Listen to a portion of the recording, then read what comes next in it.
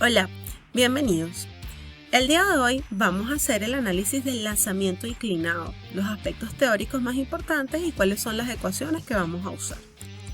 Vamos a empezar, primero que todo, definiendo este tipo de movimiento. Es un lanzamiento que se realiza con un ángulo de inclinación en dirección horizontal. Esto origina un movimiento en dos dimensiones con una trayectoria parabólica. ¿Ok? Esta trayectoria tiene forma de parábola y se caracteriza porque tiene que representarte en un sistema de coordenadas cartesiano. Nosotros habíamos estudiado un movimiento que era desde acá arriba hasta la caída, pero ahora la parábola es completa. Este movimiento a su vez se divide en dos partes, es decir, ocurren dos movimientos simultáneos que originan esa trayectoria, pero que nosotros vamos a tener que estudiar de manera separada. Tenemos un movimiento uniformemente variado con la aceleración de gravedad en el eje vertical. ¿Okay? Es decir, es el equivalente al lanzamiento vertical hacia arriba, el complemento de la caída libre que ustedes vieron el año pasado. Y tenemos un movimiento horizontal con una rapidez constante, es decir, un movimiento rectilíneo uniforme. Entonces, nosotros vamos a unir elementos de lo que era para nosotros la caída libre y de lo que era el movimiento rectilíneo uniforme. ¿Okay? Acá tenemos un ejemplo de este lanzamiento. Un móvil se lanza con un ángulo de elevación. ¿Okay? Y tenemos varios elementos que tenemos que recordar. Por ejemplo, al ser una trayectoria en la cual el objeto sube y empieza a bajar, vamos a tener un punto máximo. En este punto máximo, la velocidad en el eje vertical será 0, como cuando lanzamos algo hacia arriba, deja de subir y empieza a bajar. En ese punto tendremos, como es el punto máximo, tendremos la altura máxima, tendremos el tiempo máximo. Se caracteriza, como ya les dije, porque la velocidad en el eje Y será 0.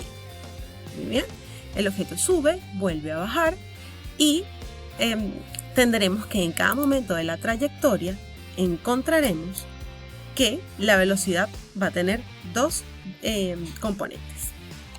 Fíjense, el móvil inicia con una velocidad inicial que va a ir cambiando y por ser vectorial tendrá dos componentes, una en el eje X que se mantendrá constante y otra en el eje Y que va a ir disminuyendo hasta llegar al punto más alto, es el punto máximo que les indicaba, y allí la componente vertical tendrá un valor de 0 metros por segundo. El objeto, al ir bajando a partir de este punto, pues va a ir aumentando nuevamente su velocidad en el eje vertical. Entonces, tenemos lo siguiente. Como ya sabemos, este móvil va a ir aumentando esa velocidad por la acción gravitatoria. ¿Qué tenemos? En esta gráfica quizás podemos verlo un poco mejor. Esta velocidad va a depender en cada momento de estas dos coordenadas, es decir, la velocidad vertical y la velocidad en el eje horizontal. Por lo tanto, esa velocidad va cambiando en cada punto. Sin embargo, depende de algo fundamental y que es el ángulo de elevación. Ese ángulo de elevación con respecto a la horizontal define qué tan lejos o qué tan alto va a llegar el movimiento. A pesar de que hay algunos elementos matemáticos que serán nuevos para ustedes, les adelanto que por ahora en física lo que nos interesa es manejar correctamente la calculadora.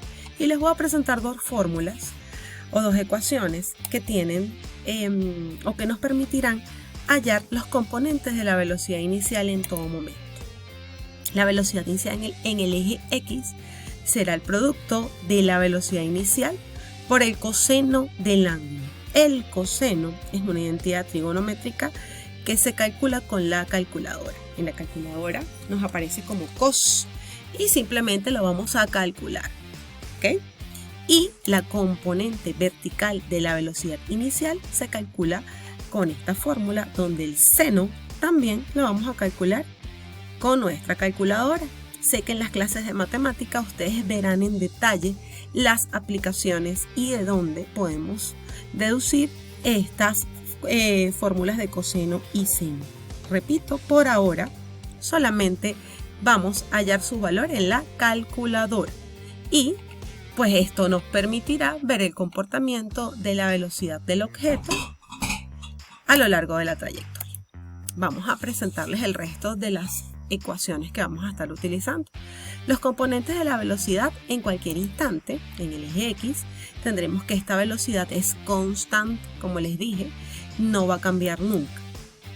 La velocidad en el eje Y se va a calcular con esta pequeña fórmula. Esa velocidad en el eje Y en cualquier momento depende de la velocidad inicial en el eje Y más la gravedad por el tiempo.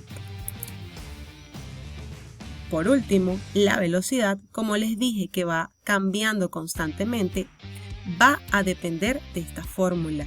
Será el valor resultante de la velocidad en X y el valor resultante de la velocidad en Y. Con respecto al desplazamiento o distancia en un momento en particular, tenemos que para el eje X la ecuación es la velocidad inicial en X por el tiempo en específico. Tenemos esta ecuación que nos muestra el desplazamiento en base a la distancia y a la altura, y acá tenemos la fórmula de la altura.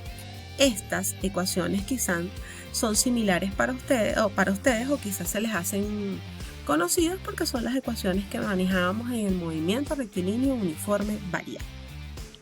Que es importante resaltar que en este caso cambia la aceleración por la gravedad, que tendrá un valor constante. Finalmente, el punto máximo, como les mostré en la gráfica, es el punto más alto sobre la trayectoria. Tendremos una ecuación para el tiempo máximo, que es esta, y tendremos lo que llamamos tiempo de vuelo, que es el doble del tiempo máximo, porque un objeto tarda lo mismo en llegar al punto más alto que en llegar al piso, como en el lanzamiento vertical hacia arriba. Y la ecuación de la altura máxima, que se las presento acá. Esa altura máxima es la velocidad inicial en el eje Y al cuadrado entre el doble producto, o 2 veces por el valor de la gravedad. Importante la gravedad para concluir el video. La gravedad siempre jala, de alguna manera, no es la palabra correcta, los objetos hacia abajo. Por lo tanto, para nosotros la gravedad siempre va a tener un signo negativo. Y pues podemos usar como el valor de la gravedad el promedio, que son 10 metros por segundo al cuadrado. Pero su valor más cercano al real es 9,81 metros por segundo al cuadrado. Ante cualquier duda, pueden escribirme para aclararla. Saludos.